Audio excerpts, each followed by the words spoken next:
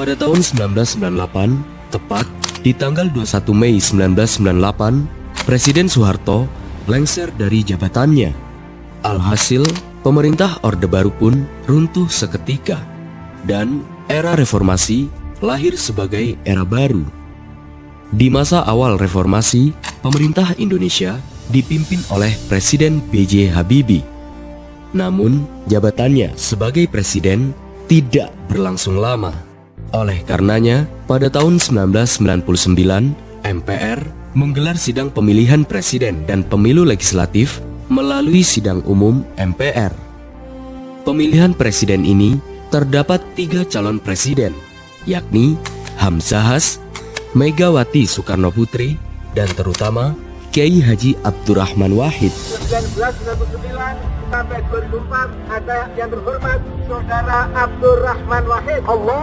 Singkat kisah, akhirnya Kiai Haji Abdurrahman Wahid atau Gus Dur terpilih sebagai Presiden Republik Indonesia yang ketiga. Tidak akan mundur karena tugas saya adalah menjaga integritas wilayah Indonesia, Republik Indonesia. Meski terdapat beberapa hal yang dinilai kontroversi, sosok presiden ketiga ini merupakan sosok intelektual muslim yang dikenal humanis dan humoris. Bahkan, ia dianggap sebagai simbol perjuangan umat beragama dengan asas-asas kemanusiaan. Gelar sebagai guru bangsa dan pencapaiannya sebagai presiden tidak semua orang memilikinya, terkecuali terhadap sosok Kiai Haji Abdurrahman Wahid atau Gus Dur yang dalam perjalanannya terdapat berbagai kisah kegigihan dan keteladanan yang menginspirasi generasi muda.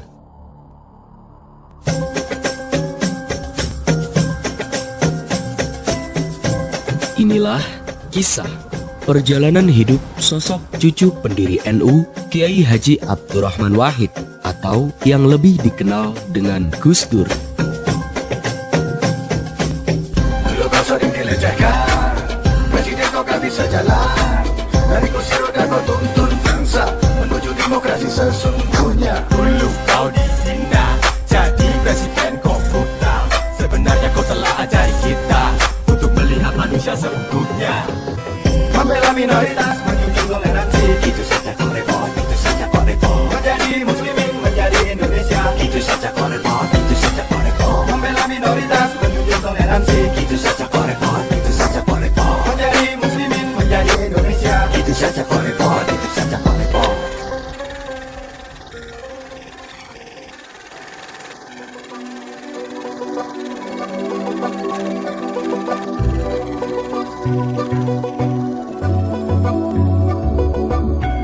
Di desa Denanyar yang berada di Kabupaten Jombang, pada tanggal 7 September 1940, Abdurrahman Wahid lahir dari pasangan Kiai Haji Abdul Wahid Hashim dan Nyai Solikah.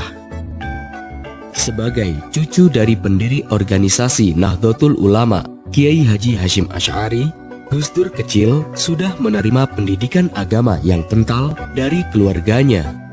Tidak hanya persoalan agama, ilmu pengetahuan umum pun juga ia dapatkan. Sehingga pada akhir tahun 1949, ketika sang ayah ditunjuk sebagai Menteri Agama dan pindah ke Jakarta, Abdurrahman Wahid kemudian bersekolah di SD Kris sebelum akhirnya pindah ke SD Matraman Perwari, Jakarta.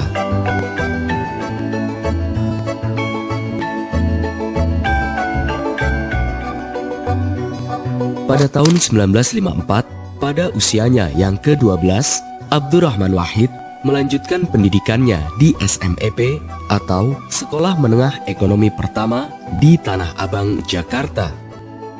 Namun, saat di SMEP Tanah Abang, Gus Dur sempat tidak naik kelas karena ia sering tidak masuk dan lebih memilih membaca buku di luar materi-materi sekolah. Sehingga di tahun yang sama, Gus Dur dipindahkan ke SMEP Yogyakarta sembari menimba ilmu di Pesantren Krapyak, Yogyakarta. Sebagaimana dalam laman tirto.id tulisan Fadrik Aziz Firdausi dengan tajuk "Sebelum Main Politik, Gus Dur adalah penulis dan intelektual", Selain membaca kitab kuning, Gus Dur sering membaca cerita-cerita tentang silat hingga kisah-kisah perang dunia yang terbit dari surat kabar. Bahkan, Gus Dur yang kala itu baru menginjak usia remaja juga sudah mencicipi buku-buku karya sastra klasik dari tulisan-tulisan para intelektual Eropa dan Muslim. Dan setelah lulus dari SMEP pada tahun 1957, Abdurrahman Wahid Muda pindah ke Magelang untuk melanjutkan pendidikan pesantrennya di Pesantren Tegalrejo, Magelang. Sebagai santri yang berbakat, sosok Abdurrahman Wahid mampu menyelesaikan pendidikan pesantrennya hanya dalam kurun waktu 2 tahun saja. Setelahnya, pada tahun 1959, ia pindah ke Pesantren Tambak Beras Jombang sampai pendidikan tingkat atasnya. Di waktu itu juga, Abdurrahman Wahid bekerja sebagai jurnalis majalah Horizon sebelum akhirnya pindah ke majalah Budaya Jaya. Dari sinilah Gus Dur mulai menulis tentang kebudayaan yang ia terbitkan di majalah Horizon dan Budaya Jaya.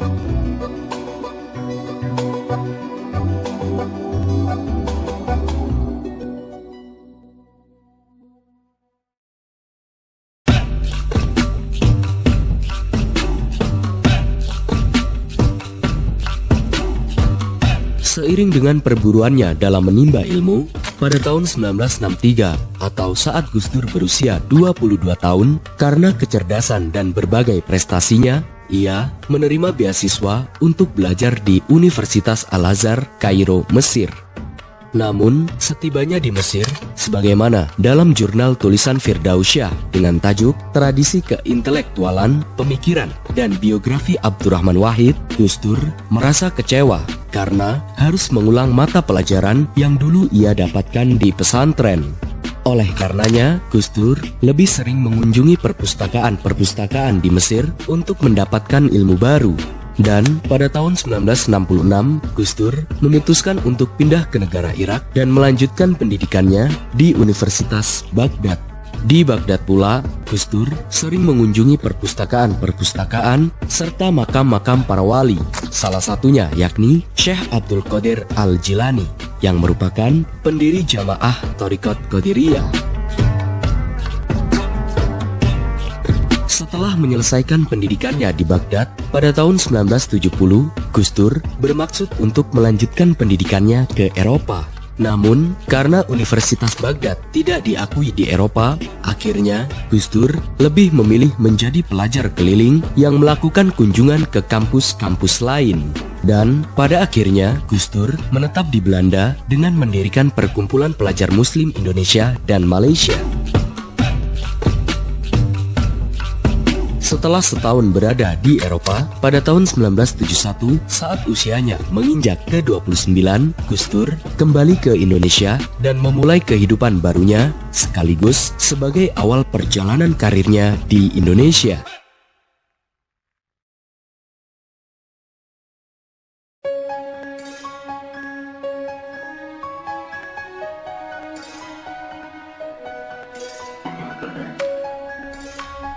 Seusai pengembaraannya dalam mencari ilmu, Gus Dur kemudian kembali ke Jombang dan menjadi dosen di Fakultas Usuluddin Universitas Tebu Ireng, Jombang. 3 tahun kemudian, atau pada tahun 1974, Gus Dur diminta oleh pamannya, yakni Kiai Haji Yusuf Hashim, untuk membantu mengelola pesantren Tebu Ireng, Jombang dengan menjadi sekretaris. Dari sini, Gus Dur mulai sering mendapatkan undangan dari narasumber pada sejumlah forum diskusi keagamaan dan kepesantrenan, baik di dalam negeri maupun di luar negeri. Lebih dari itu, Kiai Haji Abdurrahman Wahid juga sering terlibat dalam kegiatan LSM atau Lembaga Swadaya Masyarakat. Di lembaga LP3ES atau Lembaga Penelitian, Pendidikan, dan Penerangan Ekonomi dan Sosial misalnya, dalam proyek pengembangan pesantren, Gus Dur kemudian mendirikan Pusat Penelitian dan Pengabdian Masyarakat atau P3M yang dimotori oleh LP3ES.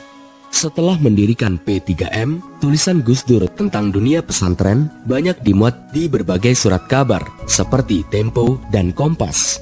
Kala itu, tulisan-tulisan Gus Dur ini dapat mengubah dunia pesantren menjadi lebih modern dan lebih cepat tanggap pada perkembangan zaman tanpa menghilangkan nilai-nilai Islam dan tradisi pesantren.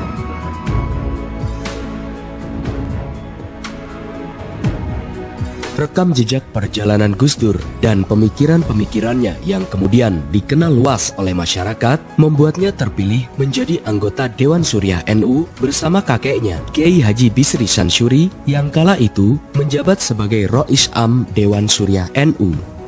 Dari sinilah sebagaimana dalam jurnal tulisan Firdausyah dengan tajuk Tradisi Keintelektualan, Pemikiran dan Biografi Abdurrahman Wahid, Gus Dur sering terlibat dalam suatu diskusi yang serius mengenai permasalahan agama, sosial dan politik dengan berbagai kalangan lintas agama, suku, dan disiplin ilmu yang berbeda-beda. Dan saat sang kakek Kiai Haji Bisri Syamsuri meninggal dunia pada bulan April 1980, Gus Dur memutuskan untuk menetap di daerah Ciganjur yang terletak di pinggiran Jakarta. Saat menetap di Jakarta, Gus Dur banyak menggunakan waktunya untuk mengurus Dewan Syuriah. Dan pada tahun 1981, Gus Dur diundang untuk bergabung dengan kelompok penyusun Repelita atau Rencana Pembangunan 5 Tahun Pemerintahan Orde Baru. Bahkan, ia juga mendapatkan pengalaman politik pertamanya yang melibatkan dirinya dalam pemilihan umum legislatif tahun 1982. Kala itu, Gus Dur berkampanye untuk Partai Persatuan Pembangunan atau P3, yang mana partai ini dibentuk sebagai hasil dari gabungan 4 partai Islam, yakni PERTI, PSII, Parmusi, dan termasuk Nahdlatul Ulama atau NU.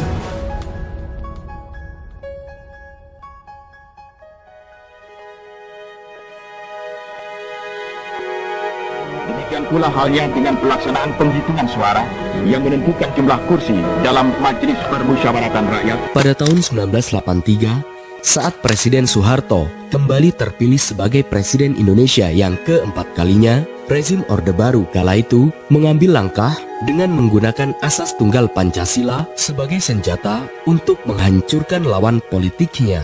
Hal inilah yang menjadi tantangan bagi Gus Dur dan NU untuk bisa menghadapi pemerintah yang dinilai semakin otoriter. Oleh karenanya, pada bulan Juni hingga Oktober 1983, Gus Dur bersama tokoh-tokoh NU lainnya mendiskusikan pernyataan Presiden Soeharto tentang asas tunggal Pancasila. Hasilnya menyatakan bahwa NU menerima asas tunggal Pancasila yang digaungkan oleh rezim Orde Baru.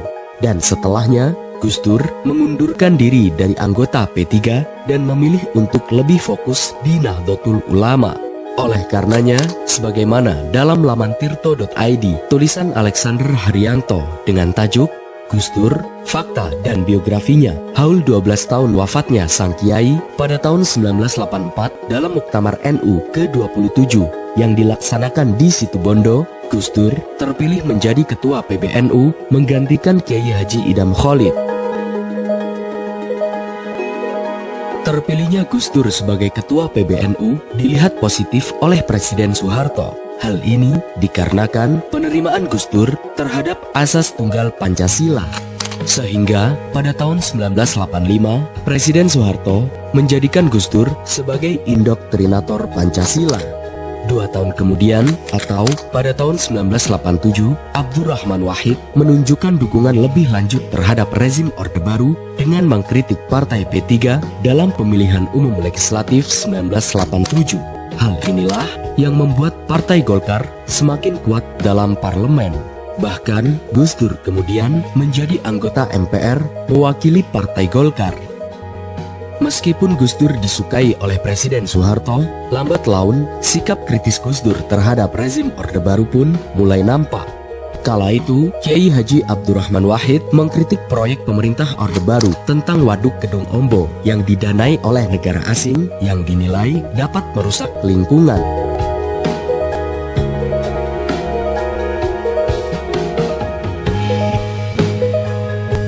Pada akhirnya, hubungan Abdurrahman Wahid dengan Presiden Soeharto pun kian menjadi renggang. Selain itu, pada tahun 1990 atau saat Presiden Soeharto membentuk Ikatan Cendekiawan Muslim Indonesia atau ICMI untuk menarik simpati kelompok Islam dalam menggalang dukungan juga dikritik oleh Gus Dur. Kala itu, menurut MC Reklev, dalam sejarah Indonesia modern pada tahun 1991, ICMI meminta Gus Dur untuk bergabung. Gus Dur yang kala itu sudah terpilih sebagai ketua PBNU yang kedua kalinya menolak untuk bergabung dengan ICMI karena menurutnya ICMI hanya dimanfaatkan sebagai kendaraan politik pemerintahan Soeharto. Pada akhirnya, di tahun yang sama, Gus Dur membentuk Forum Demokrasi yang terdiri dari 45 intelektual dari berbagai komunitas religius dan sosial dengan tujuan untuk melawan ICMI. Langkah yang diambil Gus Dur ini membuat rezim Orde Baru menjadi terusik, sehingga rezim Orde Baru menghalangi setiap acara hingga pertemuan-pertemuan yang dilakukan oleh Gus Dur maupun NU. Pada tanggal 1 Maret 1992 misalnya, saat bertepatan dengan ulang tahun Nahdlatul Ulama yang ke-66, digelarlah sebuah rapat akbar di Istora Senayan, Jakarta dengan mengundang 1 juta warga Nahdiyin di seluruh Indonesia.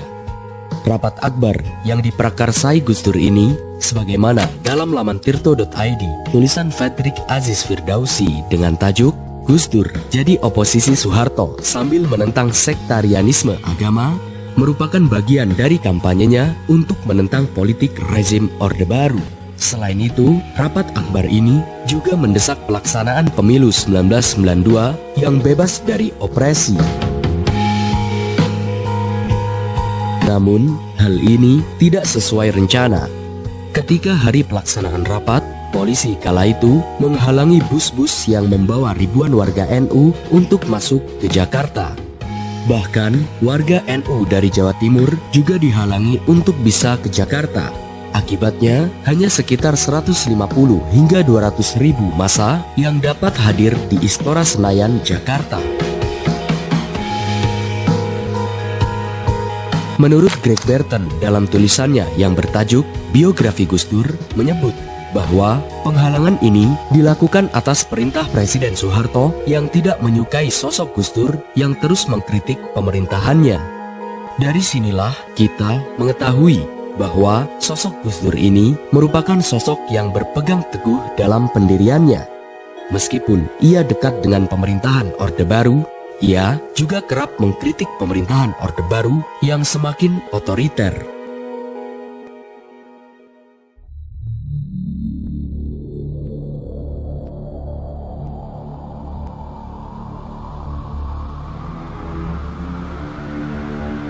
Menjelang Muktamar NU ke-29 yang dilaksanakan pada tahun 1994, Gus Dur kembali maju untuk yang ketiga kalinya sebagai ketua PBNU. Mendengar hal itu, Presiden Soeharto ingin agar Gus Dur tidak terpilih sebagai ketua PBNU. Alhasil, rezim Orde Baru berupaya untuk menjatuhkan Gus Dur. Kala itu, ketika muktamar sedang berlangsung, lokasi penyelenggaraan dijaga ketat oleh ABRI. Selain itu, rezim Orde Baru juga berusaha menyuap anggota NU untuk tidak memilih Gus Dur. Walaupun demikian, Gus Dur tetap terpilih sebagai ketua PBNU untuk yang ketiga kalinya.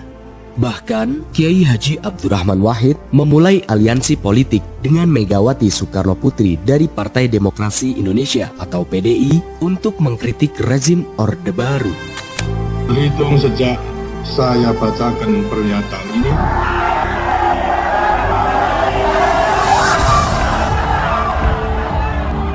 seiring berjalannya waktu, ketika berbagai kekacauan hingga menyebabkan inflasi terjadi di Indonesia, Presiden Soeharto pun harus lengser dari jabatannya sebagai Presiden Republik Indonesia pada tahun 1998. Otomatis, kala itu, Bahrudin Yusuf Habibie, mantan Wakil Presiden Soeharto, naik menjadi Presiden menggantikan Soeharto.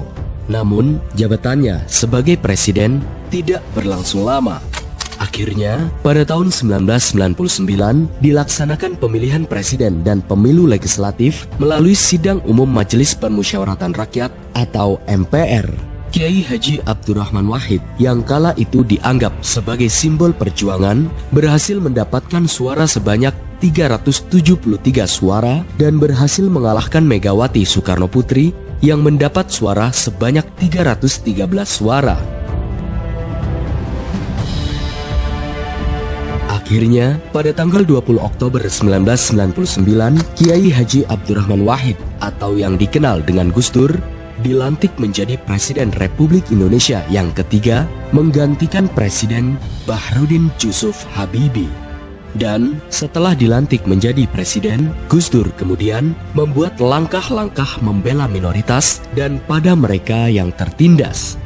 Bahkan karena berbagai langkah ini, Gus Dur kemudian dikenal sebagai tokoh pluralisme hingga tokoh humanisme yang dihormati semua agama.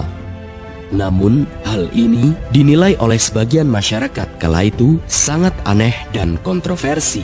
Terlebih bagi para mafia dan pejabat yang merasa terugikan. Dan menurut catatan sejarah, kondisi inilah yang membuat Gus Dur dilengsarkan dari jabatannya sebagai Presiden Republik Indonesia. Lantas, bagaimana hiruk-pikuk perjalanan pemerintahan Presiden Abdurrahman Wahid atau Gus Dur? Berikan pendapatmu.